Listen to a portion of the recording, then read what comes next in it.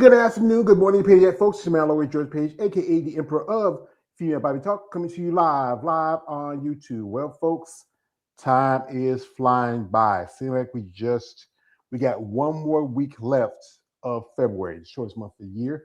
I hope y'all people are enjoying this time. Right now, it's where I'm at. It's feel a little warmer, get a little warmer here. We had, it was really nasty at one point. It's the snow, it was a little cold. But now the weather started to change some because out here in the south, it'll take long for it to be a little bit more comfortable for us. So, folks, I have here the lovely lady, and she competes in the OCB. She's an OCB pro. I recently saw some of her stuff on Facebook and also on the internet. I'm always reaching out to ladies to share their stories. We have here the lovely Miss Kristina Davis, and we'd like to say thank you for your time and welcome. Thank you for having me. You're welcome, ma'am. Yeah, it's a pleasure to have you ladies on here, and we appreciate the opportunity to have you on and share your story. So, this is a question to ask you, ladies: what got you started in sports? I call it muscle and masculinity. Please share.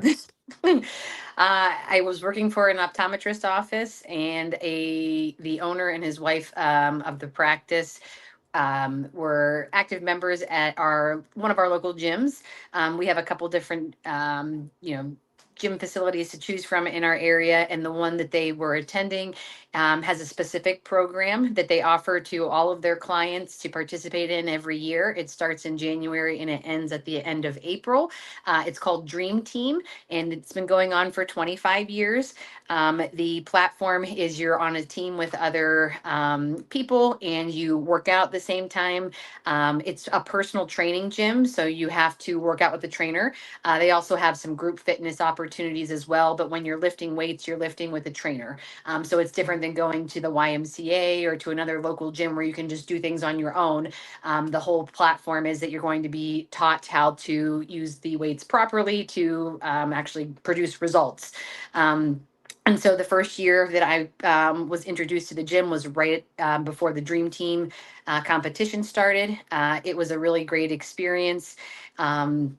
I learned a lot. I had a really good transformation during the process. At the end of the campaign, there's a team that wins, and the teams win by dropping body fat. So the competition really is a bodybuilding cut, whether people choose to acknowledge that or not. And I didn't understand that's what it was either when I first started.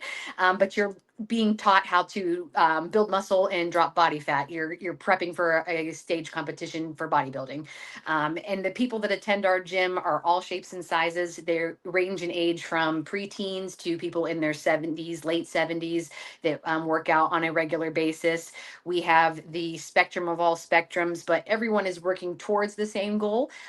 Results vary from one person to the next based on how much you lock into the process, which takes some time, and it takes you know, year after year of going through it, just like anyone who's learning how to do bodybuilding. It doesn't happen in 6 months. It doesn't happen in a year. It's a year after year progression.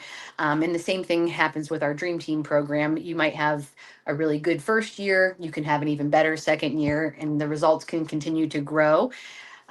One of the things that sets our gym apart are the results that we produce through this program, and the consistency throughout the entire year. The gym doesn't just close up at the end of April. We continue on with progress that can be made at the end of a cut that will allow you to continue to progress if you follow the platform that is presented to you. There's nothing but success that comes from it, and I'm a prime example of that. So it's a really great opportunity to be a part of something where everyone's kind of working together towards the same goal, because you never feel like you're alone. And probably from speaking to a lot of people that do this, is it's always good to have a cheerleader in your corner, and Dream Team has about 200 plus people cheerleading for you all along the way. So it's a fantastic experience and a great way to be But introduced into the sport of bodybuilding. but that's good. I mean, everybody has to start when they get to it, like just get into it for fitness reasons, and then all suddenly because they understand. I would say not trust the process, but understand the process, and Understand, then yes. yeah, and then over time then they can really invest their time into it, then make that switch to jump into bodybuilding. I know quite a ladies who started other sports like CrossFit or powerlifting.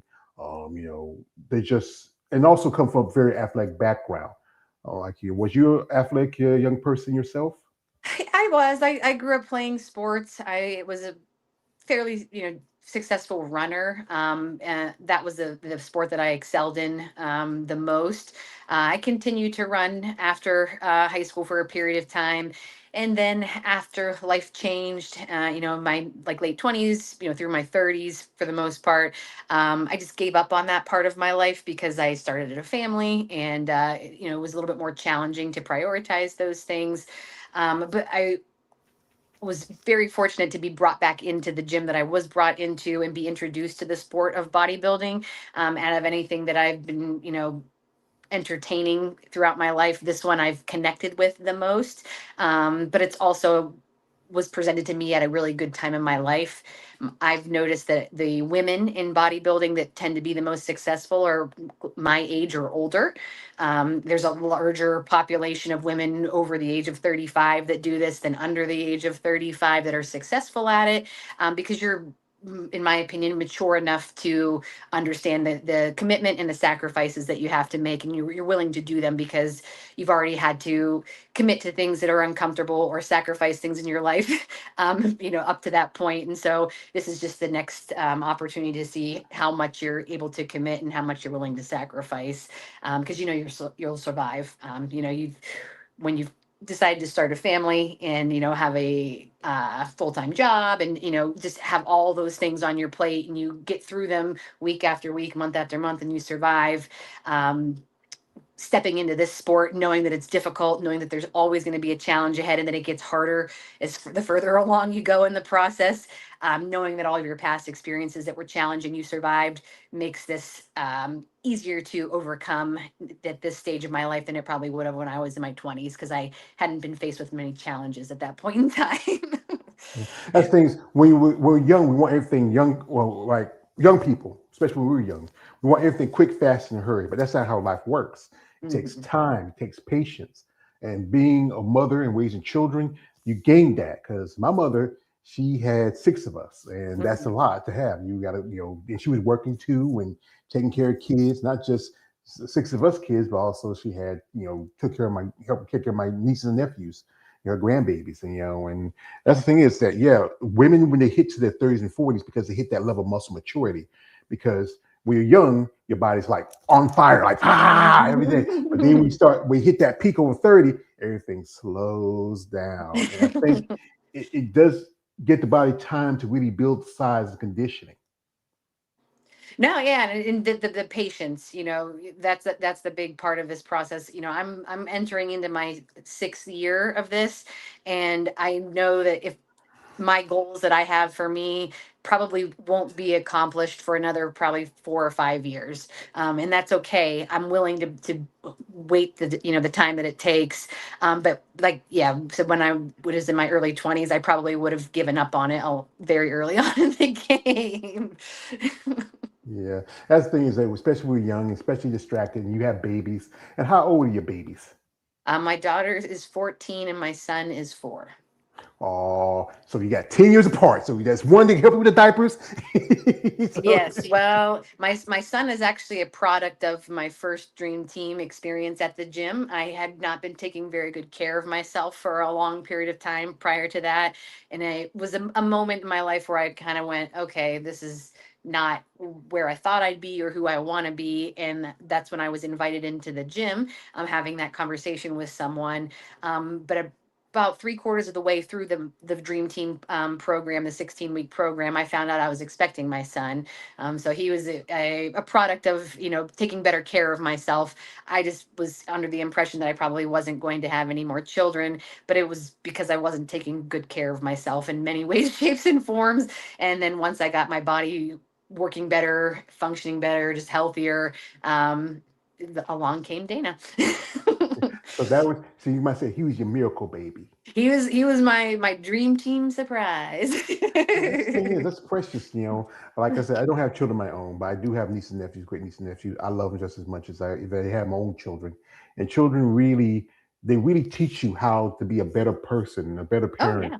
Especially if you got a teenager, you got to remember, yeah, this is what my mom used to do. She used to have to beat us down. You got to put them in their place. Well, they lose It's their tempting. face.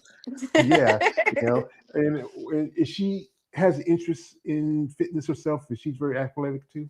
She is a very good runner. So one of the things that I'm very fortunate to be able to do is I coach at the school that I work at, a Catholic school. It's a preschool through grade 8 Catholic school, and I'm the advancement director. So I have about 12 jobs that I do that make me the advancement director. But I'm also the athletic director, and I get to coach our track and our cross country team that we have that is available to all of our kids in kindergarten through 8th grade. The teams are not inclusive to our school. I have opened them up to the community. So any of the kids in our area that would like to run track or cross country can be on our team, that I don't have to be enrolled at the school. But my daughter had gone to the school since she was in kindergarten. She went all the way through 8th grade, and she ran on the cross country team and did track as well.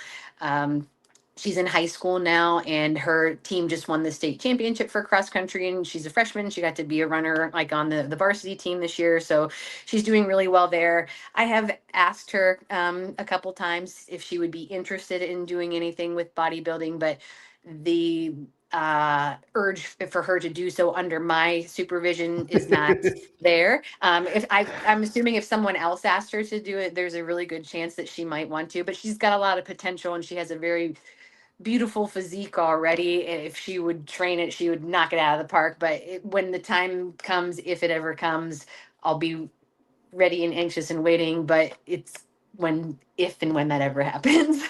Yeah. Well, like I said, it started out with you and your training, your genetics, and whatever her father brought into it. Mhm. And the thing is, like I said, she's young. She wants to enjoy her life. It's going to be there whenever she's ready for it. I say, Yeah, don't yeah. rush into it because you don't want to get too burned out. And yeah, some of my kids sometimes you don't want your mama over your shoulders. You Oh, want to be able yes. to be having fun and have to say, "Mom, is it mom?" That's the thing about children. So what was the first show like for you when you started competing? So I was able to compete in Pittsburgh. They through the OCB they host an amateur show in October and in April every year. One of the women that I go to the gym with is in her 60s, and she did her first competitive bodybuilding show in Pittsburgh in April of that year. And there was another woman that was also from our gym that also competed as well. So I saw both of them kind of going to the next level. I was fortunate enough to do really well through the Dream Team platform that it wasn't a challenge for me anymore. It was like, sounds conceited, but it became too easy to compete in our gym. I was producing results that the 99% of the other people that go to our gym do not produce. So I asked the owner, said, what's the next step? Like, what do I do next? And he's like, well, you can compete. So I decided I was going to prep for the stage competition. um, and so I did the dream team of 2025 for 2024, pretending like I was prepping for a bodybuilding stage competition. So I went through dream team, and at the end I went through the whole thing. Um, 3 days before I hit the stage, I stopped working out. I carb loaded. I did my water fast the day before. I did all the steps that you would do to present yourself on stage, just to go through the motions. So I felt prepared for my prep for the fall. So it was a really good opportunity for me to work hard for 16 weeks, pretend like I was stepping onto a bodybuilding stage and get the experience under my belt, pump the brakes for a couple of months, and then I chose to do an 11-week prep and prepped for the first bodybuilding show where I actually hit the stage.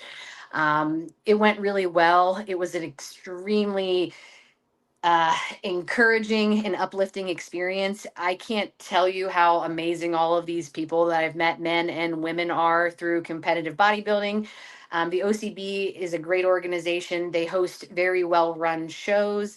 Everything went really, really well anytime I competed through them so far. But the preparation, felt almost too easy for me for that because I had just done it.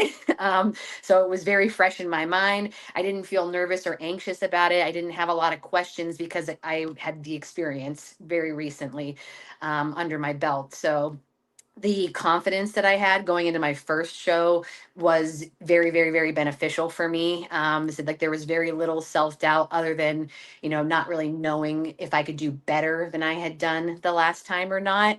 Um, the women that I was, competing with that day never felt like we were competing against each other. We were extremely encouraging to one another. There was only three women in my division. Of course, women's physique's the smallest, one. So there's 25 people for figure and four people for women's physique. Pretty much every show you go to at that level. But I couldn't have had a bigger smile on my face at the end of the day.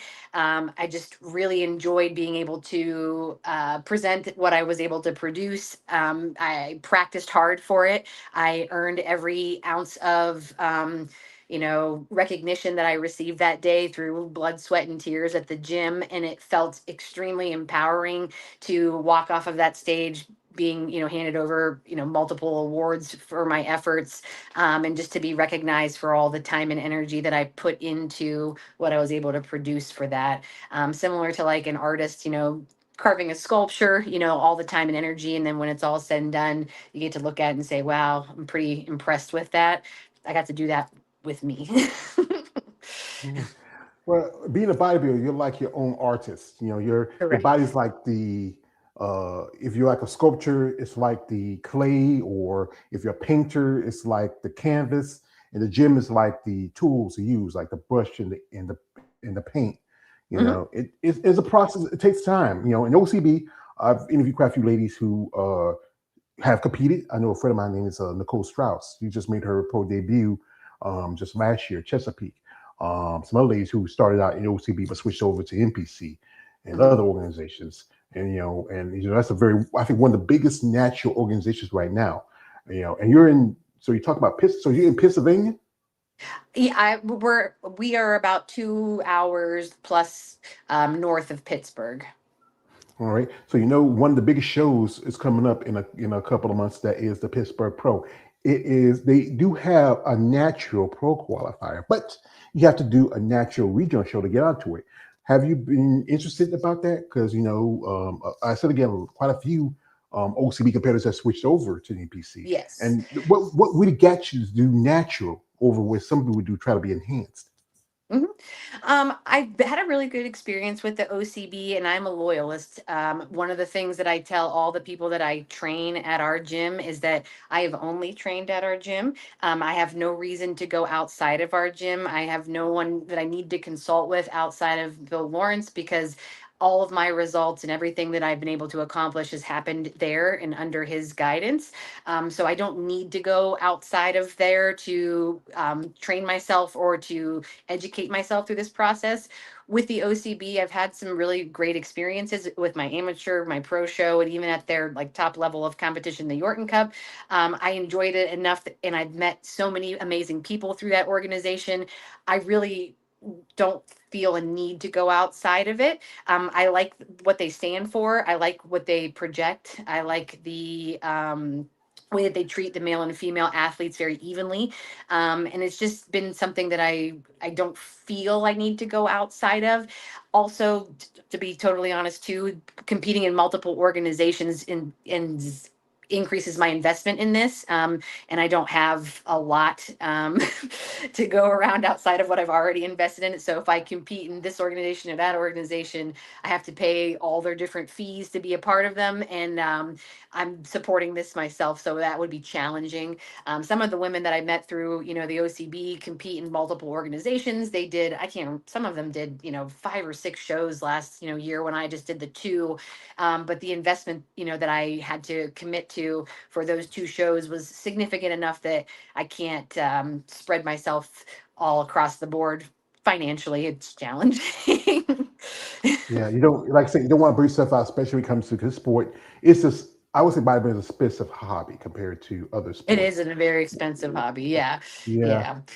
Yeah, yeah, but I've met so and many amazing people in the OCB. I look forward to going back to their shows and seeing them again. Honestly, that is one of the things that I've really, really, really embraced in this program. Is just the people that you meet along the way, the experiences that you get to share with them, and just knowing that you're all working towards the same thing. But I've met some really great people that I would love to go back and stand on stage next to again. And so if I can meet up with them there, same place, same time next year, I'm all for it. Well, it's good that you found bonds and friendships, and you're loyal. Respect your loyalty. Sometimes it's nice to try to maybe tempt somebody to come over to the dark side. But it's good to be loyal. And I was mentioning Lawrence, and who is Lawrence? Bill Lawrence is the person who owns the gym that I attend. He was a competitive bodybuilder for a number of years, very successful. He developed, the Dream Team platform, based off of a man from Australia who was a bodybuilder that also had his like PhD in like nutrition and things along those lines. And so there's a really specific science that he uses, for our program, the way that we do nutrition around our workouts and whatnot.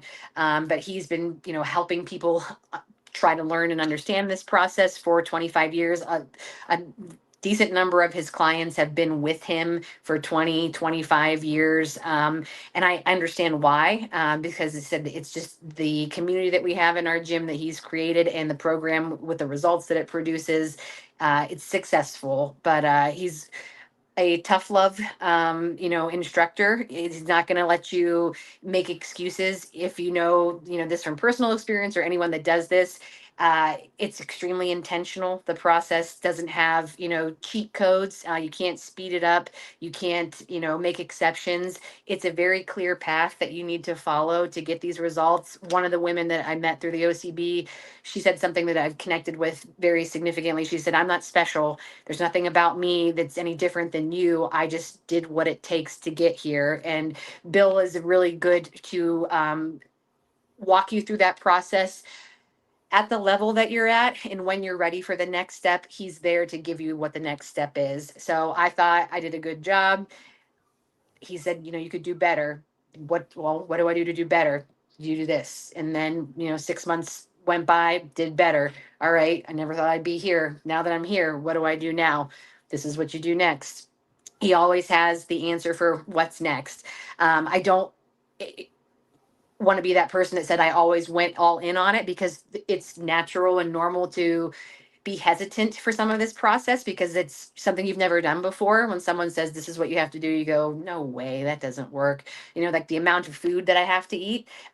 People don't believe me that I eat as much as I do and I stay as lean as I do, but it's the process that you have to go through to grow muscle. And things aren't independent from one another as far as your diet and your exercise. And Bill's platform is very successful with balancing out your diet and your exercise. But yeah, it's been a really great experience being under his wing and not being able to make excuses that hold me back. And now that I get to help people through this process, I treat them the way he treated me. It's not for everyone in the beginning, but when they are willing to go all in and accept the fact that what they thought wouldn't work actually works, it produces good results for them. But I'm teaching it to them the way it was taught to me, by not letting excuses hold you back, following the steps in the right order, and then doing things in the way that you'll actually see the process like progress for you. It's a lot of conversations, a lot of hours. A lot of people don't make it the distance. They have the potential to do so, but doesn't mean you give up on trying to teach to other people. I think that's why Bill's been such a great mentor to me, because even when you're not willing to do it all, if you fight the process, you step away from it and you come back and say, "I'm ready now," he'll help you on to the next step. He doesn't say, "Get out of here. You don't want to do this. I don't want to teach you." It's just, when you're ready, I'll let you know what the next step is. And anytime I get to that next step and I'm ready to go forward, he's got an answer for me. That's good that you have a good relationship with Bill, who really is a good mentor, a good coach, a good trainer. And that's important as a bodybuilder, to have that bond with your coach. Some coaches would just give you the same kind of cookie cutter plan to give to another competitor. And then, as you're a woman, you have to work with certain things, because men and women are biologically different. Mhm. Building muscles different compared to a man. Like, I used to play sports when I was younger and lift weights, and I'm still a big dude, but I'm a little bit more rounder than I was, when I was younger. And also sticking to a plan, because sometimes, as my other half like says, like this, I don't have a plan. This Christy, I'm just a dog chasing cars. I wouldn't know to do whatever, get one. And also being this is one thing important about being a bodybuilder. You have to be disciplined. You have to be consistent, persistent, and also understand that there's a lot more to it. And the eating part is the most important part about it, because you're not like the more enhanced competitors that use performance enhancers for growing muscle. You're doing a more of a long in run into bodybuilding, where it takes more time to put on the size of muscle conditioning. Because most people think about bodybuilding, think about it's big old black guys and big guys with steroids and looking like Arnold, and but there is a process to this, and understanding and also knowing what you're doing, and have people in your corner like Bill to help you that way is important. So, folks, while we get Christy here, we're gonna do this. We're gonna jump to her social media for a bit. If you want to follow her link's description of this live. You want to check her out, support her. Reach out and your interest, guys. Don't be weird. Be respectful. She's a nice lady. I don't want no trouble. She got some kids too. Come on, guys. Come on. Just be nice. So we're gonna jump into her social media for a bit here. And oh, here he is, the little man. Oh, he's so cute. Yeah. Can I ask you? Can I eat your baby, Christy? Yeah, yeah. I get in my belly. Yeah, And here she is. We've got a lot of her babies and kids here, and this is from the Yorton. This was last year. Where was that fitting for you, Dad? What was it? That's your first time at the Yorton? Yes, yep, yeah. When I did my amateur show in 2024, it was right after the Yorton had concluded through the OCB, and I did very well with the amateur show. I stood out significantly amongst my competitors, and I said to myself, I would like to compete in the Yorton. And I initially decided I thought I might try to shoot for the Yorton in 2026. And then I very quickly talked myself out of that. And I decided I wanted to compete in the Yorton the following year. So I went to Norfolk, which was about 3 weeks prior to that show, just to get some stage experience. And then I just hung in there for a couple more weeks and had a little rough spell with a couple of things in between the two shows, which I'm hoping to figure out how to balance out a little bit better this time around. Um, but yeah, the Yorton was a really great experience. The OCB puts on fantastic shows, and the Yorton was very eye opening. The competition there was significantly higher than it was, of course, at the amateur level, and even at the pro show 3 weeks prior. There was some really good competition, but the Yorton was the best of the best. So I was happy that I did it, but I was very humbled immediately when we were all getting ready to go on stage, and it put things into perspective that I've got a lot of work to do if I'd like to get to that level. And I'm hopeful that I can, produce a package like some of those women were able to produce, because I was extremely impressed by them. Yeah, yeah. And what was did you get some feedback from the judges? What they tell you that you needed? Because for this picture right here, this is your first show to this picture, and Yes. you have really evolved. I mean, you really see the more fullness in the glutes. Better connection in the lower part of your hamstrings, a little more width, density. You really has Yes. evolved from this point to now. I did work a lot harder to get leaner for that show. Yeah, that was my before I started at the gym. Well, we take pictures. That's a big part of our dream team process. But yeah, that was my very first dream team picture ever. um, but yeah, no, I was able to get leaner for the second show because I worked harder physically. This year I'm trying to work harder in the kitchen as opposed to working harder in the gym to get a little bit leaner. The biggest area that I suffer in, and anyone that does this, knows, is my posing is horrendous. I don't have, like, Bill is my mentor. I attend his gym. I work out on my own. I set my own meal plans. Bill is a good coach, of me, and I can ask him questions at any point in time. But at this stage of the game for me, about 90% of what I do is what I choose to do. So like a lot of the women that I was competing against have a personal trainer that they work with, for all their workouts. They have a nutrition person that's telling them what to eat. They work with a posing coach that they pay for, all those things. I don't have any of those things. If I really wanted them, I could get another job to pay for them. Mm. But that my biggest area of weakness is just my stage presence is bad. A lot of my placement at both of the shows, my pro shows, the Norfolk and at the Yorton, was based off of my stage presence and not 100% off of my package that I brought to the stage. So that's an area that I have to really start to try to focus on, is just developing a better posing routine, and just my posing in general needs to improve.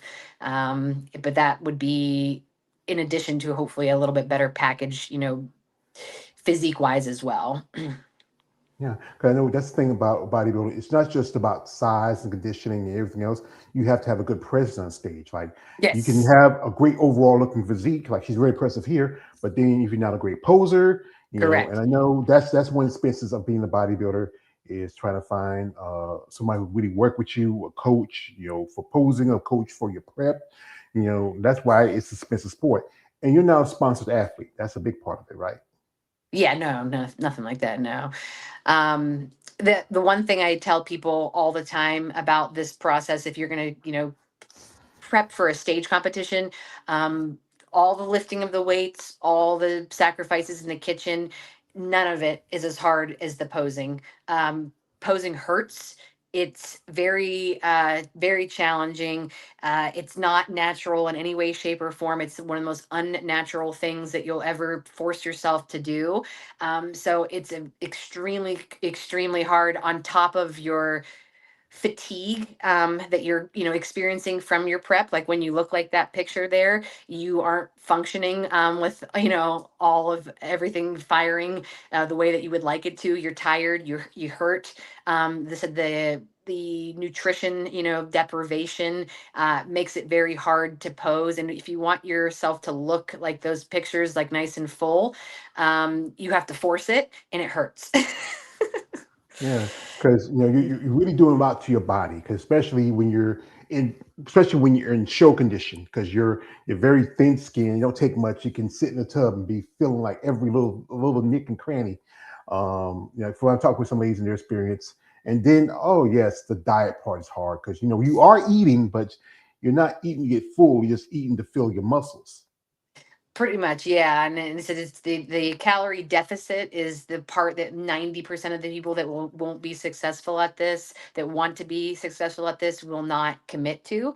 There's no way that you'll ever know. I don't care what app you have, what watch you wear, what thing you choose to hook yourself up to in any way, shape, or form, will ever be able to tell you how many calories you burn. The only thing you have control over is the calories you consume, and you are going to consume enough to keep your eyes open throughout the day, that keep your body moving through the motions of your workouts to the best of your ability, keep yourself moving forward with what you need to accomplish, and not much more than that.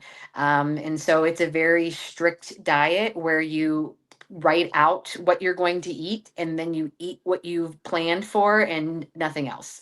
It's not, finishing the last two chicken nuggets off of your kid's plate before you throw it in the garbage. It's not having beer.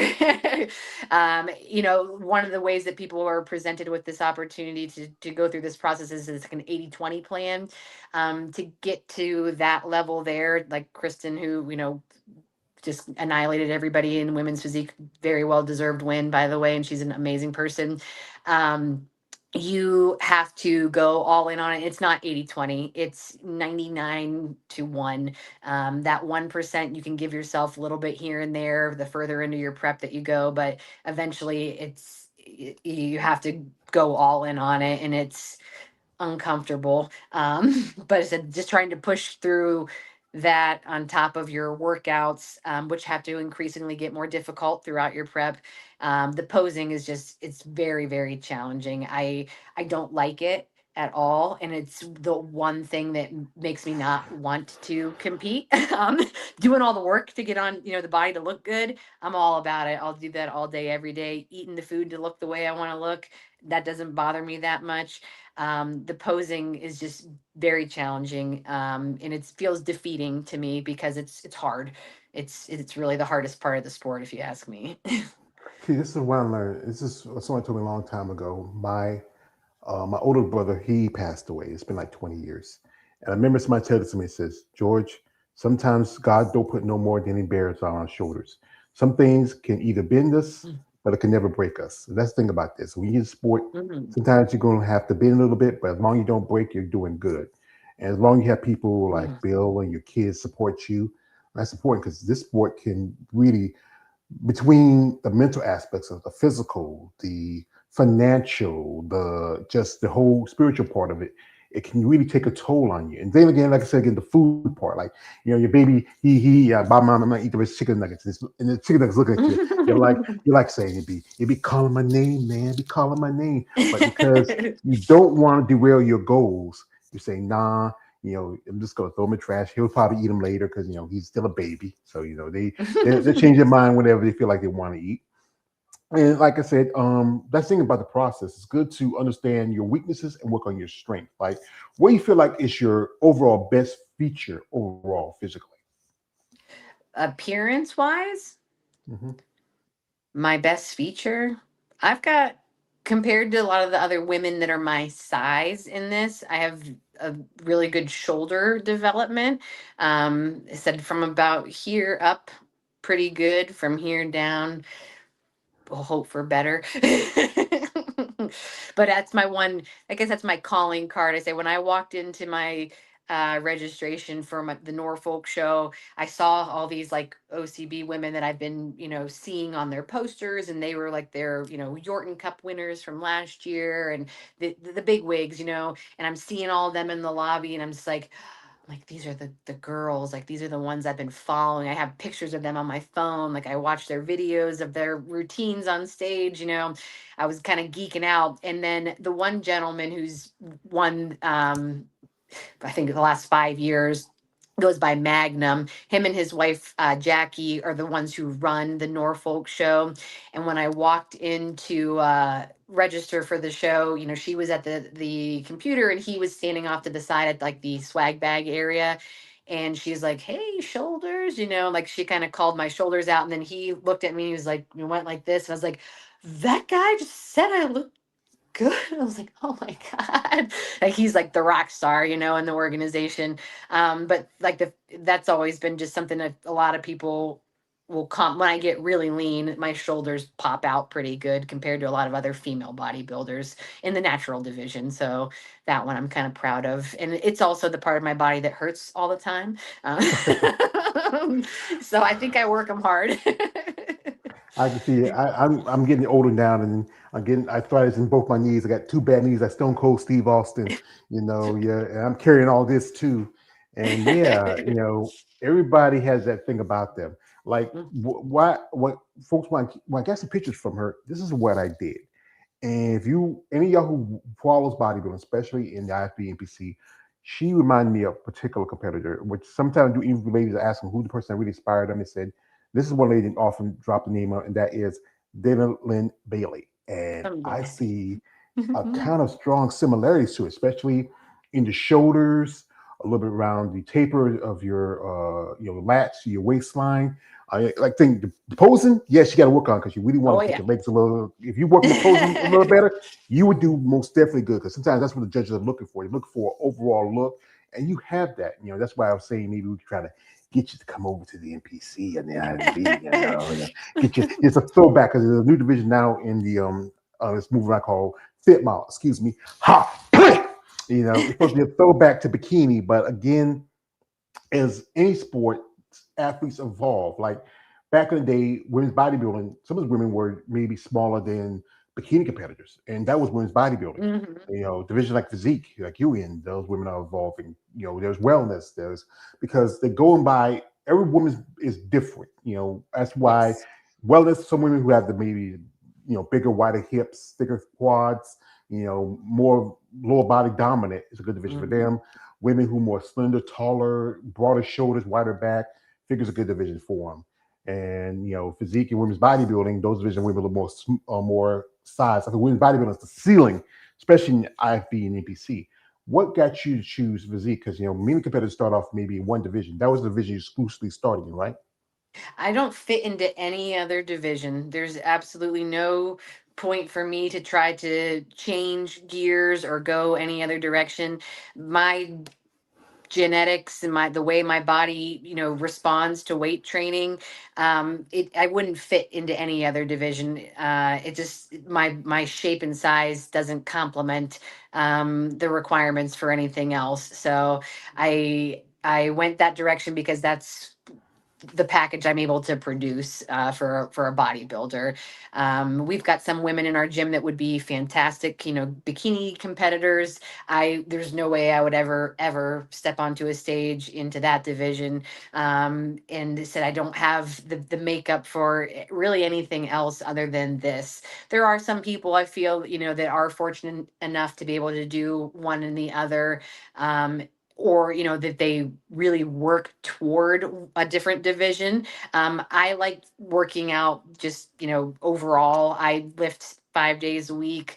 And I train one muscle group like per day. That's just the way I do it. I do back one day, legs one day, arms one day, chest one day, shoulders one day. And for me to change divisions, I would have to double up on something to try to increase the size of just kind of one part of my body to start to fit that mold, and I just don't really have an interest in doing that either. But I feel like I was made for physique, and that's where I'll stay. Well, that's special because I think everybody's built different. Like some women can really put on muscle more. Some women are more slender. Like I said again with I mentioned about how wellness. Some women are more bottom heavy. They can really put on the sides and the legs and the quads. Mhm. It's and also a factor is always with genetics. That's always the Yep. one thing. Genetics versus hard work. If you can put the time, put the work and the investment into it, it's like anything. It's an evolution for almost any athlete. Yeah, yeah, and we said I can have two people doing a woman that I trained with in 2025, from 2024. No, 2025. Yeah. She was in, the figure division. She did an amateur show in October in Pittsburgh. And her and I really trained exactly the same for the most part throughout the whole year. We started training after I competed in my amateur show. And she's like, I think I'd like to do a show, next year. And so her and I, worked out together, and totally different divisions. And she looks very different than me, but we did basically the same workouts for almost an entire year. So it is, it is what it is. You're going to produce what you're able to produce. The package that you are able to present is going to be based off of what you have to work with. And we were both doing the same work, but she looks a lot different than I do because she's just a very different person. And obviously, we're all different, but yeah, even though we did the same workouts, so that her, shape and size and development was different than mine, in a good way. But it said it really just, we had very similar weights that we used for almost every exercise as well. So it just depends on, what your body's able to produce through your training. Really is what division really suits you best, I guess. Yeah. I think I've had conversations with ladies who were either in divisions like bikini or figure, and then you want to go up to a division like physique because they get tired of the high heels. Because Yeah, that's you got yeah, that's no interest in those heels. no, no. I had a lady told me a story once where when she was competing in figure, she used to do this. She used to take a blow dryer and she had to loosen up the straps by just blowing on the Mm. straps, and so she get them off her shoes because after a while you walk on those things, they're being comfortable. So Oh. and a thing, it is a process of understanding where you go, where you belong, what fits for you. The Mm. training style is different. Sometimes, like I think with bikini competitors, they can train for aesthetically to be more of a certain look or a certain type. But with other division, like I would say figure, physique, and women's bodybuilding, you got to put on more size, conditioning, more fullness in your, especially certain part of your muscles. Like I say, you have good shoulders, but still you have to work on your other things. Like, Mhm. what's your training regimen like during the week? So I when I'm cutting, I will lift and do max OT cardio in the same day. But I spread them out at least 8 hours. So like I'll go in and lift in the morning at 4 o'clock and like 4:30 in the morning, and I train a muscle group. Like say on Sunday, I will train back for an hour. We also said I have like boot camps in our gym that I will, participate in, primarily just because I like them. It's really not recommended to do them, but it's very enjoyable. And our gym family is filled with a lot of great people that I really enjoy spending time with and working out with. And I train by myself, so it's a very nice way for me to work out with other people for the boot camps. But over a period of time when I was trying to grow muscle, I would avoid them more.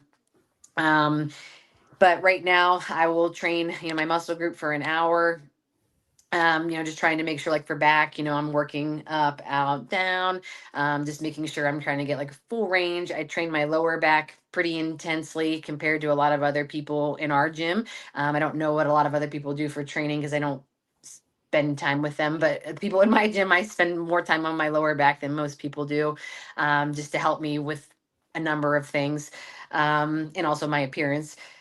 But the Max OT cardio, if you're not familiar with it, it's a 16-minute circuit, high intensity, increasingly gets harder. It's a low impact, high calorie form of cardio that's very intense. You're dripping sweat when you're done. You can't breathe comfortably throughout the process. And then there's the response afterwards where it helps kind of keep your metabolism really going as hard as it can for a number of hours afterwards. So I'll weight train for an hour in the morning, and then I'll do the max OT cardio after work about 4 days a week, in addition to my weight training. Saturday mornings, we have a pretty intense boot camp that's about a 30-40 minute partner workout, pretty intense workout. And then I train my abs on that day as well. But I train more than most people should. But I enjoy it so much that I do what I do, and I do produce good results from it. But I'm one of the like kind of twice a day people, Monday through Friday most of the time, and then Saturday it's about 2 hours worth of training, and Sunday it's about 2 hours worth of training as well. So they said if I was looking for maximum growth, I would not do that much. And that's one of the areas that I suffer in bodybuilding, is doing too much. If I did less with the intensity that I do my weight training, without robbing myself the energy that I exert for cardio, I'd probably grow bigger muscles. But I also like to get as lean as I can, and so doing both of those helps me get there. Yeah, That's one of the that's biggest differences with the physique competitors, is the physique competitors are typically significantly leaner than the other divisions.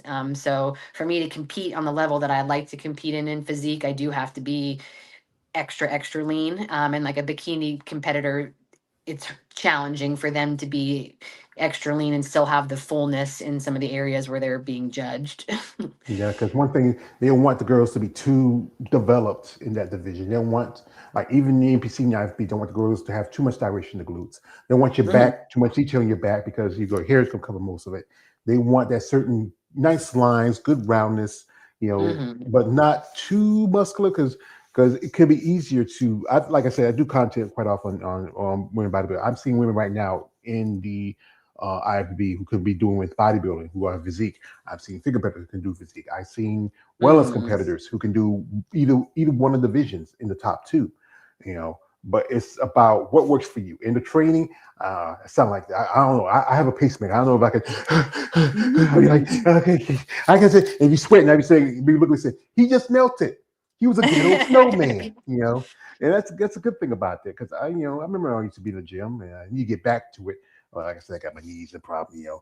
And that's the place that for a lot of bodybuilders, it's their second home, it's their church, it's their therapy, it's the place they go to because they feel comfortable with it. And you've been going to the same gym for a long time. You have a good relationship with the owner and the people there. Have you ever thought about becoming a trainer yourself? I am at the art gym, yes. So I have.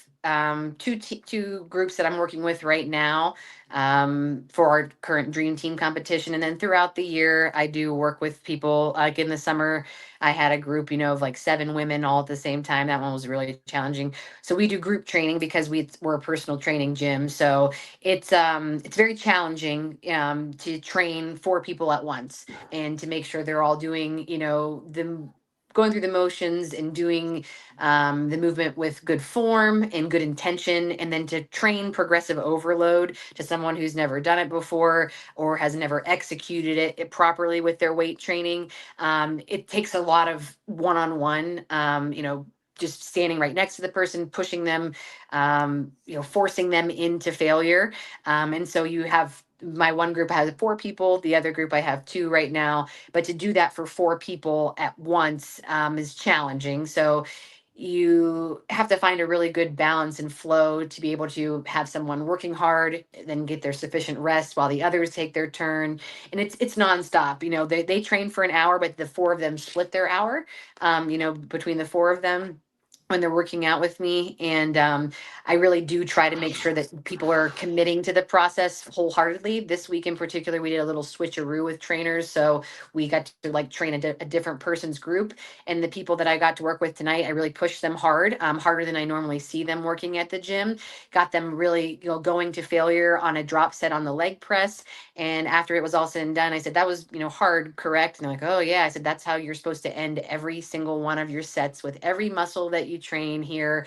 You're training with that intention on a nonstop basis. I said, that's where results come from. I said, would you like to grow some muscle? Oh yeah. Well, training like that is how it happens, not by doing 3 sets of 15 reps and then talking to your friends through them. It's locked in, full intention. Once you start, you don't stop until you hit that wall. And then you take a little break and you do it again, and you take a little break and you do it again, and you're uncomfortable. You fall off the machine. You can't stand up afterwards. That's what it takes to grow muscle. This doesn't happen by like curling 15s and putting them down and walking over and doing something again right afterwards. You should see some stars. You should be breathing heavy. You should be sweating. That's what going to progressive overload failure feels like. And then you have to recover. And depending on where you're at with your training, doing one set like that once a week is enough for some people. And then doing that with, all the muscle groups throughout the week is what it takes to transform your body into a muscular physique. And so I'm thankful that I have the opportunity to attempt to teach that to people. They don't like it when you do that to them and they've never experienced it before. They say I can't. They say no. They say stop. I don't let them until I know for sure they can't continue on with the process, just to make sure that they experience it. And then I make a very strong point to point out that that's what it's supposed to be like. It's uncomfortable. It's not easy. You're challenging yourself, but those results that you see on people and you're impressed by them happen through impressive work. And impressive work is very challenging. You should come next time you come into the next class. You should have like a Eastern European accent. Says, "We will go to work. You will die. I will break you. You will love That's me." that's pretty much it. Yeah. Some of the people that I've worked with won't work with me again because they're not wanting to work like that, which is fine. I I'm okay wouldn't. with that. But I said if someone says I want this and they're not willing to work like that, I will be the first person to tell them they're not going to get there. Yeah. And if they're not willing to write down their food and track it and make adjustments and be a little bit hungry at the end of the day, or eat things that they really don't care for that much, or be consistent week after week, I'll be the first person to tell them that they're not going to get there. It's tough love. I told my group this week that the road to success in this process is not paved with rainbows and sunshines. It's paved with blood, sweat, tears, and being uncomfortable. Everybody's starting to hit the wall right now in our program because we're about 7, 8 weeks in. So people are starting to get a little bit cranky. Their results are not as good as they were 2 or 3 weeks ago with their lifting, and they're getting frustrated, not understanding why. And that's another part of the process that's kind of hard to explain to people, is that, you are challenging yourself. You're not, going for long walks. You're not going to, the Y and walking on the treadmill and then, like going around with machines and playing around with them a little bit. You're doing something extremely intentional. The thing that you are doing is very challenging, and it's going to feel like that on your body. There's a reason why a cut for a bodybuilding competition has a start date and an end date, because it's not a lifetime goal to work out like this all the time. During your cut process, you are increasing the intensity, and being extremely more intentional with your meals for a set period of time. And after Oh, that happens, you can go back to something a little bit more normal, or a little bit less intense, depending on how you want to look for an extended period of time afterwards. But the process that you go through has a start date and a finish date, and it doesn't get easier week after week from start to finish. It gets more challenging, more difficult. The people that are successful are willing to push through that challenge and manage the level of difficulty to a point that ends in a successful finish to a cut. yeah. So this is when time we start a new year. You get a new year, new me people, new year, new me. You say, shit, I'm out of here. I'm out. Like, no, I can't do it. I can't do it, Christy. I can't do it. I gotta be. No, you must keep going. It's kind of like Yes. if you ever watch your Rocky movies. And Mick is like, we're gonna do this. We're gonna, you're gonna chew out lightning and crap out thunder. That's what this. We have here a couple of guests here. Shout out to our man here, KL the Wonder. He says, good evening. Good evening to you too, brother. Also, he says, Christina, you have a nice physique. When did you first notice your development, if you seen it? Uh, so the whole point of developing a muscular physique, it comes from your diet. Everyone has muscle underneath of their body fat. So even if you don't build a lot of muscle, if you drop body fat to a point where you get lean, extra lean, you'll look more muscular. And then once you, uh, actually, this is a pretty good example of it. Go So ahead. you can get skinny throughout this process, like I did. I dropped a lot of body fat and I didn't really have much to show underneath of it. This was my first, like, really pretty successful dream team. Um, and then once you get skinny and you can see your muscles, when you get skinny, get really lean. When you can see your muscles, then once they start to grow, then you can actually see, shape and size change. You'll start to actually change your physique. But the key to getting to a point where you're seeing results from muscle growth is to get lean and stay lean, and then you can actually watch your muscle grow. Now, of course, there's like the whole bulking process that is a route to take. And bulking is I don't really use the term bulking ever. It's you're either cutting or not cutting. So right now I'm cutting, so I don't expect my muscle to grow, but it will look bigger because I'm showing more of it through dropping body fat. When I'm not cutting, I do something very similar for my workouts, except for I eat a lot more, and it will cover up my muscle. So when I started at the beginning of the year, in January, I have dropped like 11, 12 pounds, and I've dropped like 4% body fat. And I look significantly different with a 4% body fat drop, than I did at the beginning of the year. So the results, visual results from bodybuilding come from dropping body fat. And that comes from a very intentional, workout plan and diet plan together. They're not independent. They have to go side by side throughout the whole process with you. But dropping body fat is how you look muscular. Yeah, that's just like some people when they lose weight, they might just lose some water, but then you really want to lose that body fat because really noticeable. I got something under here. I used to have something, but it's deep under there. I just gotta get back on my A game. Like I said, I'm at the point in my life where I'm an old man now. Christina, I sometimes I get a little slow, but you know what? Mhm. I've seen people who are much older than me. I just celebrated a birthday. A gentleman I interviewed. He's IFB pro himself. He's 65 years old. I met him Yeah. when I went to Tampa. Was this past summer, and him and his wife. And I'm just astonished by it. This man is older than me, and he's in great shape because you have to have that determination and also that understanding. Because most people won't. well, most people want to get to like bodybuilding because there's so much sacrifice to time, the investment, and also especially as I'm a fat man, I like food, and I try to be smart. Because one point I was almost 500 pounds because I was taking care of my mother, and she was sick, and that's if you never knew anybody who took care of a family member, it can be stressful. It can be Oh, like sure. food can seen as a comfort, Oh, but then yeah. after she passed, I had to really take care of myself. Right now, I'm at about 420. Hmm. I was just a nickel away. I'm more like maybe a quarter away from 500.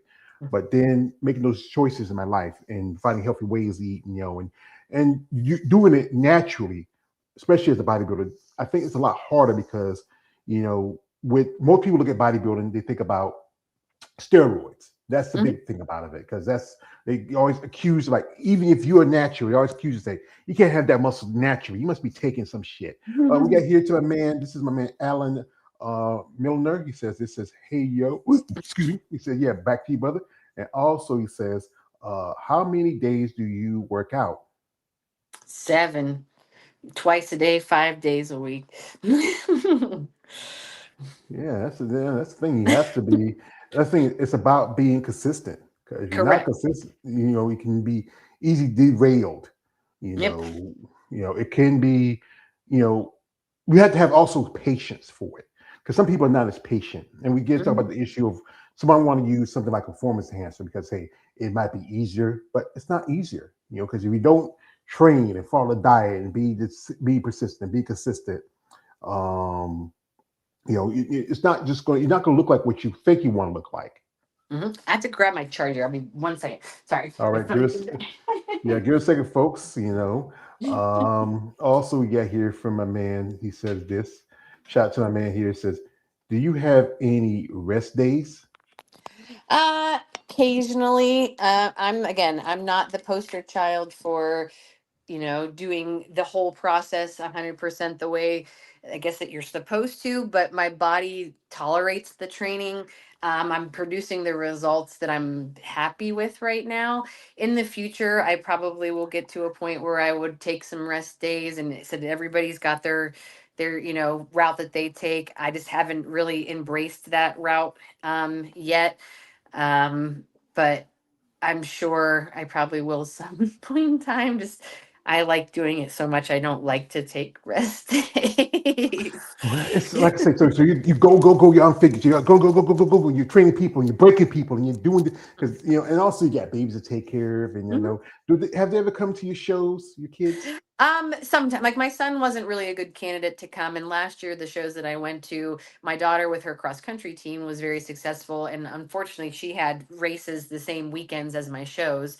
So I went to them by myself, but yeah, like I said, the kids, my daughter came to the first one, but my son just wasn't. He's not at an age where he can sit, and be patient for 3 hours. The shows are long. If you ever go to a show, if you stay for the whole thing, it's a long time.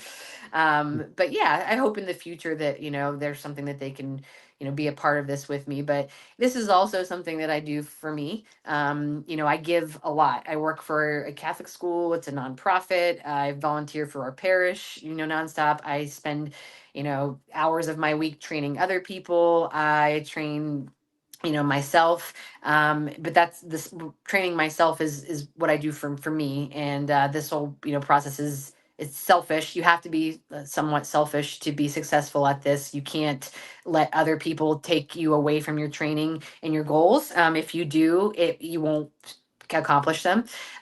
So you do have to go all in on it. You do have to commit to the process in the training, and you can't make excuses. Oh, I can't do this today because I don't want to wake up early because I'm going to be up late because my daughter's race. We won't get home till 11:30. I still got to get up at 4 in the morning and go to the gym at 4:30, whether it's easy or convenient for me or not. As far as like going all in on it. There really is like no room to make excuses as to why I can't do it this day or that day. People that I've worked with, training wise, will say, "Oh, I can't because of this. I can't because of that." That's fine. When are you going to make up? Not being able to do it at the time that we have it scheduled for. Oh, I thought I'd just miss it this week. No, there's no missing it this week. It's week after week after week of consistency.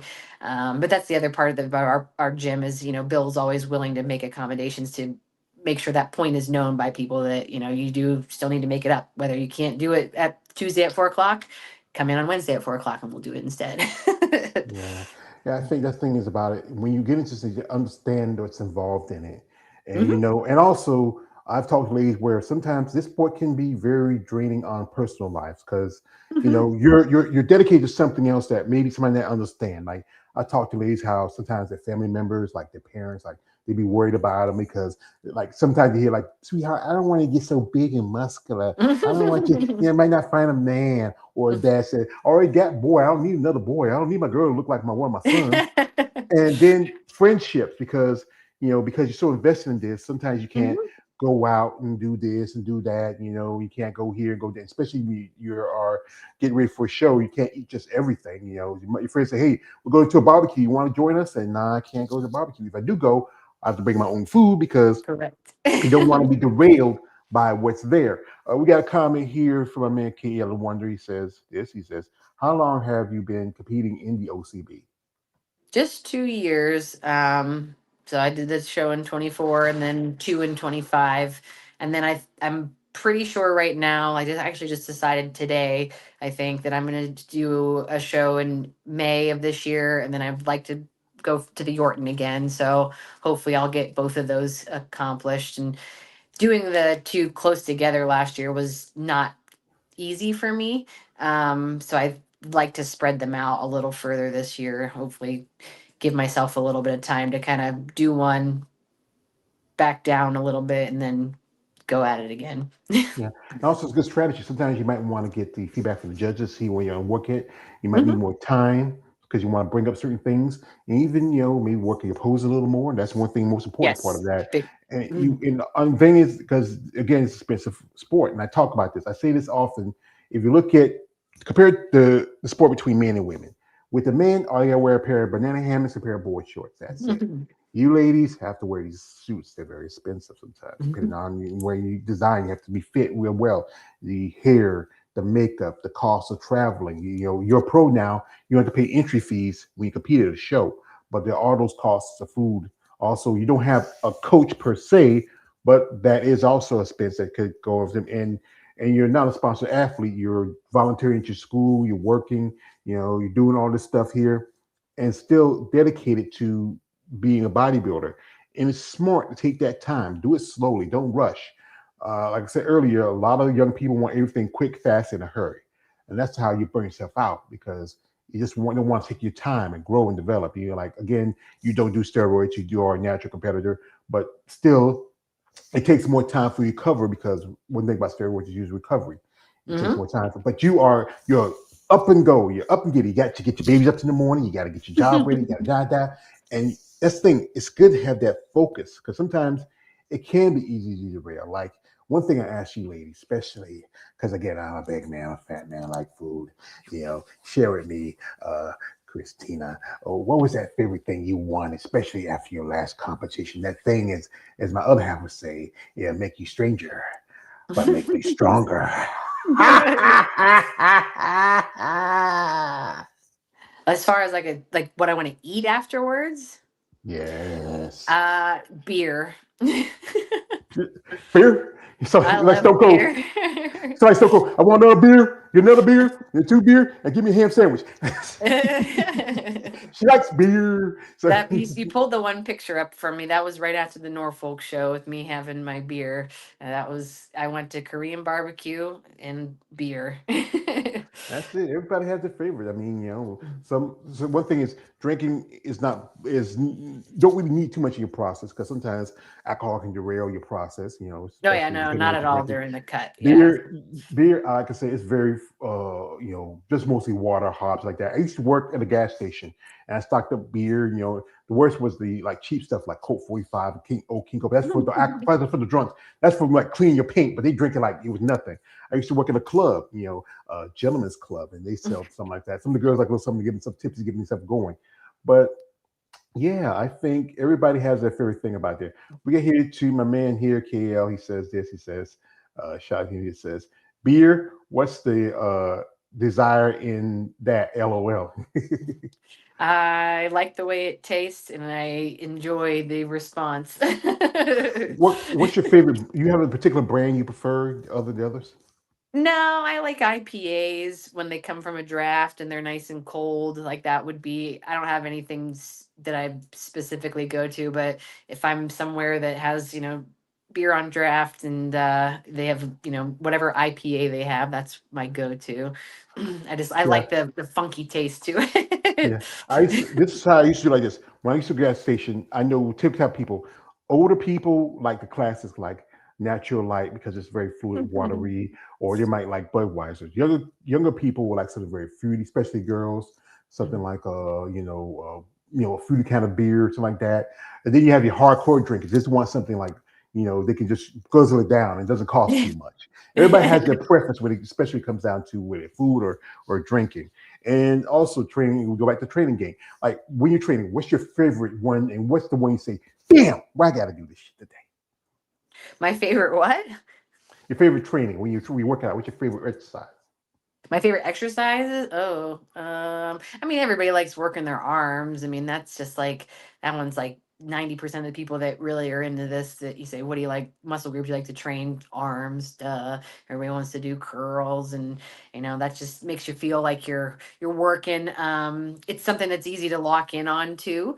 The connection that you can create, like just doing biceps, is a lot like more fun to work through your sets. Um, so I guess that would be, probably like what I would say is like the most fun. Tomorrow morning is arms actually. So I always look forward to going in and doing that workout. But I don't have anything I really dislike, and I don't have anything that I would put high and above anything else. I really do enjoy just weight training, being in the gym, kind of it's my time that I spend focusing on me, and pouring into myself. Because I really do like to pour into others. So every moment that I get to spend at the gym, whether it's working on me or working with other people, I really do enjoy it.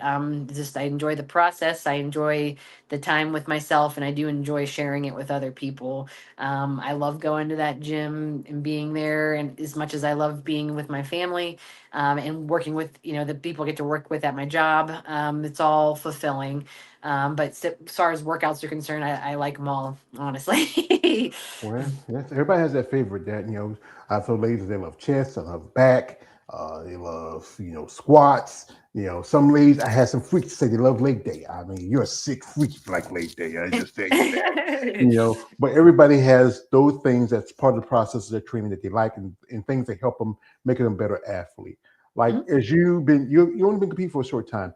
Is there athletes that you pay attention to that you admire their work ethic and you really respect them as bodybuilders?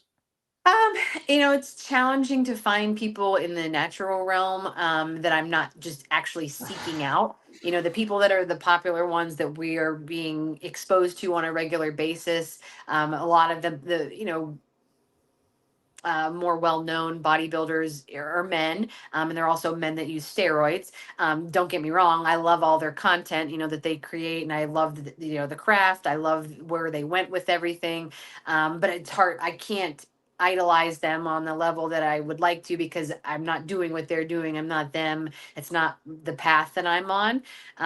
But as far as the women that I met through the OCB, what I did is I took when I competed in my amateur show, the woman that had just won the year that year, Liz, she was insane. She had Yeah, her. Yep. So what I did after my amateur show, like kind of foolishly, but it was also I think the right path to take, is I took her and said I got to try to look like that. And so she was on my phone and in my focus. I didn't follow her training path. I didn't, I did follow her on social media, so I looked at what she shared and whatnot. But it was just that bodybuilding is all about what you look like, and what it takes to look like that for her, and like it looks like that for me, are not going to be the same thing. So I just use basically other women bodybuilding in this organization as visual references, and try to see if I can produce something that looks like that. And really, what it boils down to in the natural bodybuilding, realm is. Um, Getting lean, for women's physique. So it's the path to getting lean like that is not one that you figure out the first time around. You don't figure it out the second time around. You don't really figure it out like that the third time around. Sometimes it takes just cut after cut of seeing what you're capable of producing at the end through taking this route, that route. It's what works best for you around your lifestyle, and around what you're willing to put in work wise. And everybody's different. Some people only want to train 4 days a week. If some people want to train 6 days a week, I'm willing to go and do a lot of work. And the end result has been different every time. So that's just my goal, is to produce a different package every time, whether it's through larger muscles or getting leaner. It just depends on what I'm willing to apply myself towards in the amount of time that I have to do it within. So if I really wanted to grow bigger muscles, I would not be doing what I'm doing right now. I wouldn't be cutting. I would be continuing to not cut and do my training very consistent with more food. But our gym competition is a body fat drop competition, and I am competing this year in it with my teammates that I'm training. So I have to drop body fat right now to be a part of the competition, which for me as a, a bodybuilder with goals of maybe growing bigger muscles, obviously it's not the right route to take, but it's the path I've chosen right now. If I wanted to get bigger in natural bodybuilding, I would have to probably take 2 years off from cutting. And I like looking lean. So I know I can't have both, but I'll produce the best package that I'm able to produce with the route I choose to take. Yeah, that goes back to the fact also with bodybuilding. There's also issues of body dysmorphia, and Mm, competing, and also comparing yourself to other person. Because what Liz does, because I follow on social media. I love to have her on the on interview one of these days. I think she has a great potential. Maybe come over to the NPC, because we, as I said again, the NPC is trying to get more natural. I believe we're doing more natural opportunities for natural competitors, because it's one of the biggest organizations in the sport about the NPC IFBB. And so there's also so many other natural organizations, but you're focused with OCB, and everybody finds what they need to help them in the process. I mean, and maybe it wouldn't hurt to take a couple of years off, but that's up to you. yeah. You feel like you want to grow, but you really get yourself dug into this because you have a goal, you have a purpose. And go back to Yorton. That's one of the biggest. I think it's like the Olympia. That's one of the biggest bodybuilding shows for the IFBB in one of the biggest events in the world. It's like it's the Super Bowl of bodybuilding. Hmm. One lady who like I said, my content is about you ladies, and it may not be the '80s, but I'm down with the ladies, and I love talking about this lady here. I'm a fan of hers, and she's the current Miss Olympia. That's Andrea Shaw. Oh, she's just amazing. I'm a fan of hers. I've seen her at shows. I've followed her on content on social media. She's the top. This is a story I want to share with you. A friend of mine, her name is Eunice Martinez Kitchen. She runs a company called Bad Rap. The moniker is Rip and Define. There's a big and define, ripped and pump. They sell, clothing lines like that. And, often also want to help and sponsor athletes. She was at the Olympia back in 2023. And this is why I say to myself, me doing this content, I become friendly with some of these ladies. I get rewards and little stuff like that. And I appreciate that support in my content. She ran into Andrea, and this is the issue of muscle development. What makes it so special is she's on the cover. This is the last issue of it they made on paperback. And she ran into Andrea, and she did this for me. She signed this as saying, "Thank you for my support." And this is really it just I love it, and I hug it and I call it George. And it really I really appreciate when I get to talk to women like yourself, and share your stories and let people know that it's not just about these big, you're not that big of a girl, but you have a great physique, you have a great look to it. I remember when I saw your pictures, I said, wow, she's really good. And that's why I said she kind of reminds me of Darren Bailey. That's the one that a lot of ladies I do interviews with said that's the one that got into bodybuilding because of her. And the time you take to grow and develop, and also figure out what path works for you. Everybody's going to be different when it comes to sport. Everybody's going to have their own idea. And sometimes some people will shoot for the stars and then they miss. But it never hurts to keep shooting for what your goals are. And sometimes you have to understand you have to work with your own limit. And also, again, the finances of sport. It can't limit you because you have kids to take care of. You got other responsibilities, and you're really dedicated to your process and also working with your other competitors and other friends at your gym. We have here a comment. Shout out to here to my man here. Uh, this is from my man here. I think it's Alan. It's Alan. Yeah, no, yeah, Alan says, "How long do you work out?" Well, she said earlier. You should have catched it, so we doesn't go through it. She does it about every other day. Sometimes she don't do the rest days, so got to catch that. And it's good that you found something for yourself in a sport. I think each and every person when you get to bodybuilding, they find something that they really sets them to a certain standard. Yeah, no, I'm so when I work out like weight training for a muscle group, it's an hour. You can't really push yourself to failure longer than that. Um, but yeah, and it also works for me scheduling wise. Like I can commit the hour to it in the morning. I can commit the 20 minutes it takes for the cardio in the afternoon that I do. In my work schedule, my home life allows me to make time for those things. Today, because I was coming home to speak with you, I did cut my chest workout like a little bit short, but I just went a different path. So there's always alternatives or different routes to take. Yes, there's a really big benefit from being extremely consistent, but once you understand what your end goal is, as far as your progressive overload, your hypertrophy, like all of the what you're trying to do to stimulate muscle growth, you can do it in a smaller period of time than an hour, as long as you're hitting that goal of working the muscle to failure. Because chest isn't something that you really have to work like all the way around the clock dial. You can knock out, an intense chest workout in 30 minutes. But when it comes to like your back, you're trying to hit so many different places. That one takes more time. I'm usually working on back for probably more like an hour and 15 minutes. Legs are the same thing, bigger muscle group, a lot more to hit there. But shoulders, chest, arms, you can really knock out a really significant and effective, workout for muscle growth in 30 minutes with four exercises, as long as you're getting yourself primed and ready for the movement and working the muscle properly. It doesn't have to happen over a really long period of time. It's just that stimulation that ignites the growth if you're doing it correctly. And if you're doing it correctly, it's uncomfortable. Well, the thing is, you have to learn to be uncomfortable. You have to be used Yes. to be uncomfortable because you know what? If you're not uncomfortable, you're not doing it right. Sometimes, and sometimes if you are, comfortable, you might be doing it wrong. It's always everybody's going to be different. Everybody's going to take something out of it that they feel like helps them in their process. So, folks, we're not going to hold it too long. She cut time out of her chest day for me. I feel so special. I feel so special. Thank you, Spirit. And I enjoy talk to you ladies and getting what fuels someone like yourself to do something like this. Bodybuilding is not a mainstream sport like you look at Mhm. other sports.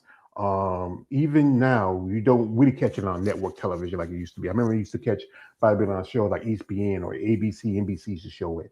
But always it's going to be the accusation of the use of performance enhancers. But you'll see it more in mainstream sports. And long ago, there was that whole congressional hearing about baseball and steroids.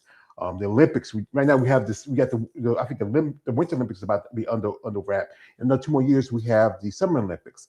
I do content and interviews related to MMA, mixed martial arts, and I follow that. And I've heard stories of fighters who took performance enhancers from boxers to MMA fighters.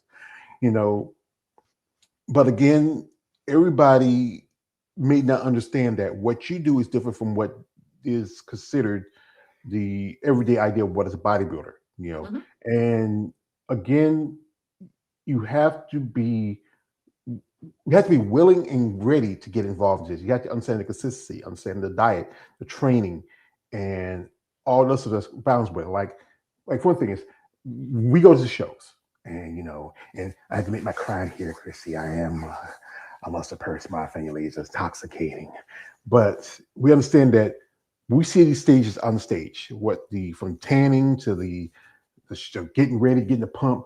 Then we see these amazing bodies, but don't realize the work it took to get those amazing bodies. The dieting, the necessity. You got two kids at home, and they, I know you got a daughter as a runner. She's got to help, but still, she's a teenager. She's a junk, you know. And trying to have patience and also the will and to be out there and work on your posing and then presenting these great physiques. We who are in these audiences should respect and understand what it took for you to get there. And if we don't have the same committed, shouldn't judge you. Like I do, like I said again, I've been, ladies to tell me stories how people made me comments about, hey, she's trying to be buff, she's trying to be a man, yada yada yada. This is a lovely lady. I don't see anything manly about her. Something wrong with you if you see something about a man. I'm a man, and I got probably boobs bigger than her, but you know, this is about you as an athlete. You are an athlete because you train, you work out, you diet, you do. It's maybe not a mainstream sport like the everyday sport you see on television. Super Bowl just wrapped up. We just got finished with the NBA All Star Weekend. It won't be another few months before we start seeing baseball. And you have this sports like now like pillow fighting, and a friend of mine saying this thing like gum chewing and throwing darts, and what kind of training you got to do for chewing gum? Just working your jaws? Well, whatever it is that makes you happy, and you get the sense of accomplishment that you get from it, no matter what it is, that's really all it boils down to. If you want to commit to the process of being that person that can solve a Rubik's Cube with one hand with your eyes closed in 10 seconds, they do exactly what I do. They practice, they train, they do it with intention. That's really all it boils down to. The unfortunate side of this sport is you have to do it by yourself. No one can make you do the work. No one can force you to eat or not eat what you're supposed to get these results. You have to show up for yourself. Yes, you can have a coach. Yes, you can have someone telling you what to do. You still have to do it, and you do it by yourself. Like team sports are fantastic because you have people working together for a common goal. This sport in particular, you're working, it's a one-man band. The results that you produce can be enhanced by encouragement from other people, but you still have to be willing to do it. The women that I was working with tonight, I barked at them nonstop through their sets to tell them what to do. They were capable of it. Some of them worked really hard all the way through it, and some said, I can't, and stopped. To be able to get through this process, to look back and say, I didn't say I can't, I didn't stop. The sense of pride that comes from that is addicting. And that's why I'm hooked on it. Yeah. Yeah, it goes through one of my favorite movies, Batman Begins, where Thomas Wayne talks to his son Bruce Wayne and says, Bruce, why do we fall? Can we learn to pick ourselves up? That's the thing is, some days you're gonna have days we feel like you want to fall, quit, but then you like, I love talking about movies. One of my favorites is the Rocky movies, and Mhm. it's a scene in Rocky Five, where Rocky's remembering him and Mick together, and Mick is telling says, you know what, sometimes you're gonna feel like you get hurt and you fall down. And there's a little angel on your shoulder that says, "Get up, you son of a bitch!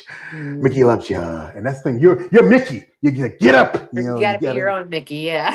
you gotta be on Mickey.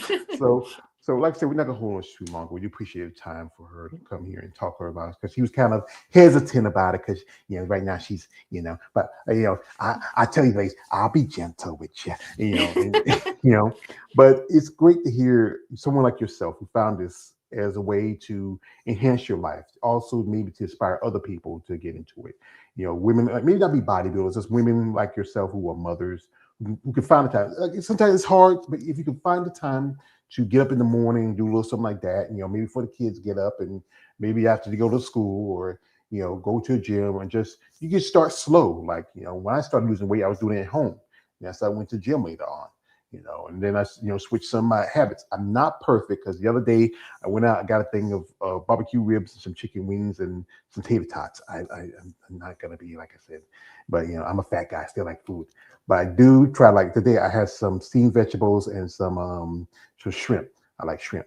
I like shrimp, burp shrimp, shrimp, forest shrimp, shrimp. But that's the thing is understanding and realizing your limitations, how far you want to go, how much you want to go, and also respecting what you want out of this for yourself. And also, again, folks, if you're interested in Kristina, her links are in the live stream here. If you're interested, like I said again, she's doing all on her own.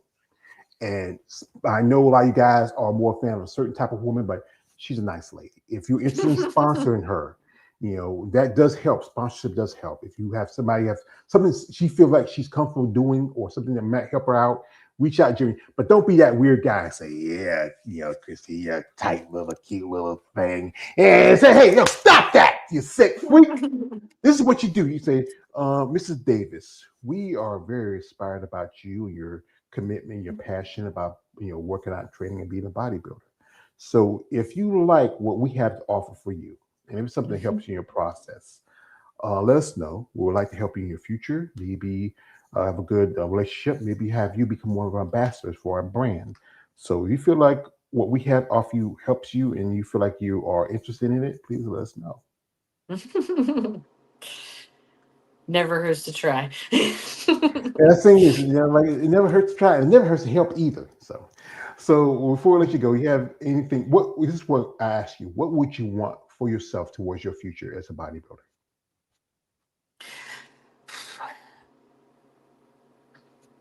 To be able to say I figured it all out, because I don't have it all figured out. I'm still learning every single day. I'm still seeing areas that I need to improve in. I'm aware that there are things that I haven't committed to that would enhance this, process for me significantly, and just being able to get to a point where I could look back and say I did what it took to get this, and feel like this was the best that I was capable of doing, no matter how long it takes. A lot of the women I've met through this process have been doing it over 10 years, and I'm not there yet. So if I can get to the 10-year mark and say, okay, I did a pretty good job, that feels like a good goal for me to say, 10 years in, I figured it out. And that's not being unrealistic in any way, shape, or form. It takes about 10 years to figure it out. The people that are really knocking it out of the park in the natural bodybuilding realm have been doing it for 10 plus years. So it's it's worth waiting for, and it's worth committing to. And as long as I can continue to do this, on the level that I'm doing it, I'll keep moving towards that goal. Hmm. Well, ma'am, I would say I respect your passion, commitment to it, because most people said again would not do what y'all do, put in the time, make the sacrifices, and and decision to do this because this sport can be a lot for anybody. So, um, and You're looking for just a challenge. It's a challenge. yeah, it's a challenge. So, like I say, it doesn't ever not to be. It's never nothing ever anything worth having. It's never going to be easy because you know what? Correct. Because if you're gonna say like, especially you have the new you, new me group coming through, and then this is the year. I know people like send me some posts like yourself, and like me and some people were cool send me some posts like it's girl side cookie season this year. So just they be out there like crack dealers on the corner, and be like, we got these mimosas, baby. We got some, It's I don't know, baby. I ain't want one box, but you know what? It be calling my name, man. It be calling. But that's the thing is, you don't want to derail yourself when you get to this. You don't want to get, especially if you feel like you're determined to make your goal to maybe step on the stage like a starting show or something like the Yorton Cup. Like you say, you're going to do the Yorton later on and another show before that because you want to really take that time. And then you say you're committed to this because you never know. You might next time you hit the Yorton, you might go out there and you be like Rocky Balboa, I did it. Yo, I did it, Adrian. And proud of yourself because you know what, you achieved that goal. And you have people like Bill in your corner, your kids in your corner, your family and friends in your corner. Because again, it's a solo sport, but you still have those people that support you. And that's important because again, this Yeah. sport, yeah, this sport is mentally, physically, emotionally, financially, spiritually draining. It can take it can take a lot out of you if you let it. Yep.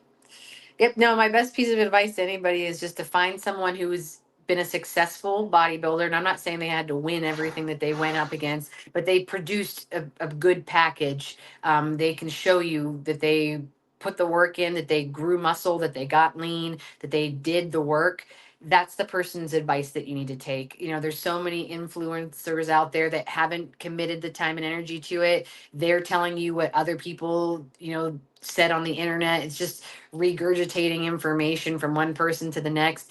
If you really want to be able to learn the sport of bodybuilding, you have to go to the source. So it doesn't matter who it is, but you have to consult with and follow the lead or the direction of someone that did the work, that produced the results, and say, this is what I did to get there. Because if you've never gotten there, I'm not going to follow your lead. That's just the way I am with this. Some people will say, reach out and say, oh, let me tell you. I'm like, show me your best work. Show me your package that you produced by doing that. Oh, I haven't been doing it that long yet.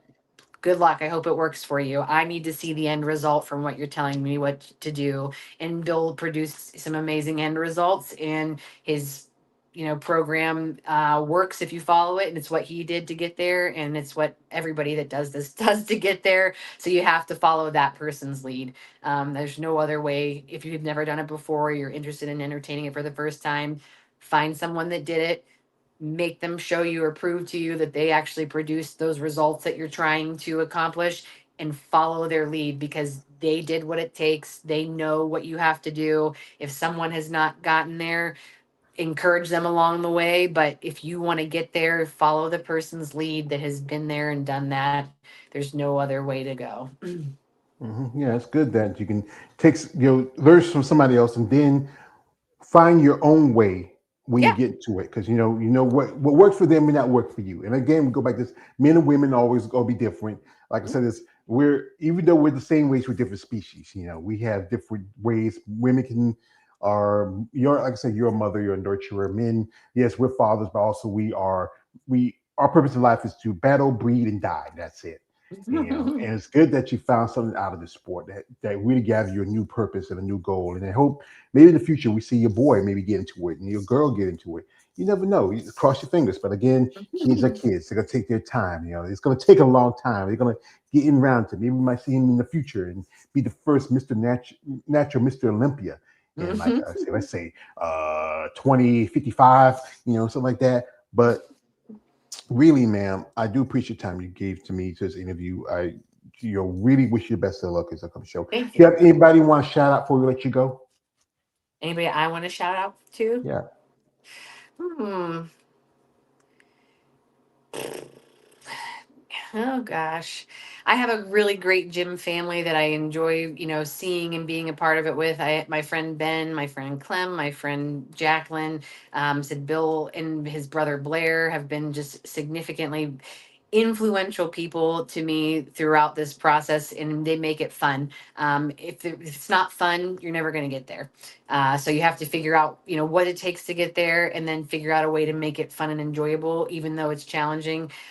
Because if you don't want to do the work, you're never going to do what it takes to make it. And these people make it fun and make me want to show up every day and be a part of it. And you can't forget your babies because you're the They mother, like I are. said. Yeah, They are a because big part of it, but I wasn't joking, and I was 100% honest when I said this is what I do for me. I do plenty for them and others, but this whole process is all mine. So the work I put in, I do it for me. I hope that they see what I'm doing and are proud of it. But other than that, it's for me. And I then had they tell the me other that. parts of my life are for them. Yeah, I had like that she's not just a mother and a wife. That's her life right there. This here being a bodybuilder is hers, but it's good that they support you and your passion for it. Yeah. That's the most important because it's hard we don't have. I know ladies who say that family don't like because all this stuff is standing money when it comes to being a bodybuilder, but it's good when you have those people in your corner that support you. And again, yes, again, this is what you're doing, but it's good also have those people that stay in your corner because you know what, it's hard to do sport if you don't have anybody that can back you. Sometimes it'd be good. There'd be days where you say like, I'm just like, and your baby say, keep going, mom. We love it. Hmm.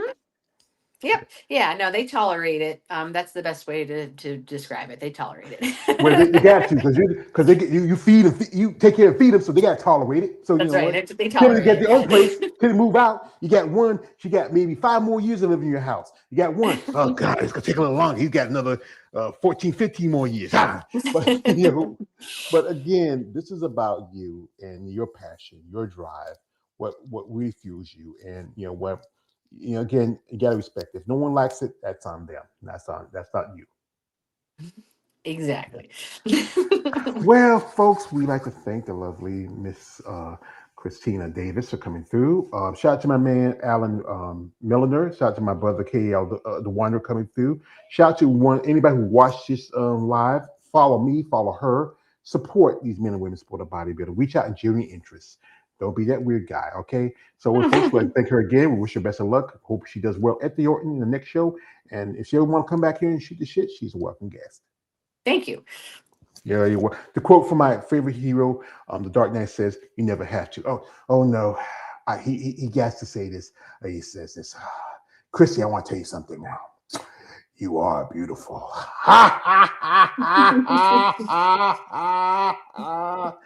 I'm so sorry about him. I'm seeing a specialist, trying to merge our personalities together, but he's a dominant one. So anyway, folks, check her out, follow her, reach out and genuine interest and support. This is me, Alloway George Page, aka the Emperor of Female Body Talk. Don't like, subscribe. Good night, good luck, God bless, and enjoy this upcoming weekend, folks. Bye Goodbye. bye. Bye.